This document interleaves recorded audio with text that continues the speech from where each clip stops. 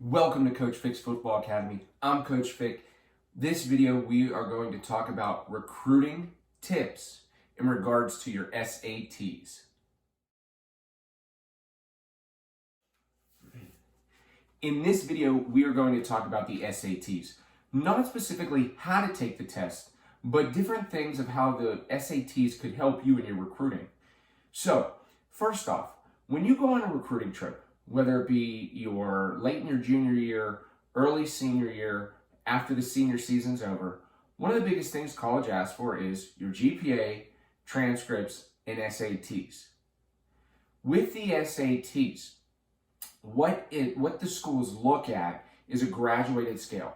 So if you have a higher GPA, you could potentially have a lower SAT score and it'll average out. Same on the flip side. If you have a lower GPA, but a higher SAT, it's going to help balance out your academic side of things for recruiting. Now, this varies based on Division I, Division II, and Division III, which they do have that on multiple websites for colleges for you to take a look at that graduated scale. Now, with the SATs, one of the biggest suggestions that I have for you is to take them as soon as possible. Why would I say that? It's important to take them as soon as possible because that way you get a baseline score. So say you take them the first time, you get a 500 in math and a 500 in language arts. That's 1,000 overall. So you have a baseline score of where you're at, and you can see how your GPA matches with that too. But here's the thing about the SATs. Say you take them a second time, because that 1,000, you didn't like the 1,000. And say the second time, you get a 400 on the math part and a 600 on the language arts. You're thinking, well, I got 1,000 again, but that's not correct. How the SAT works is they take your highest score of each of the exams. So instead of saying you got 1,000 the first time and 1,000 the second time, they're going to say, well, you got a 500 in math and you got a 600 in language arts. So now you have an 1,100 on your SAT scores. This is huge. That's a 100-point difference, which will really fluctuate that scale for you in a positive way. Now, I always suggest work hard in school, keep your GPA up, because in the world we live in today, schools are definitely looking at your academics even more.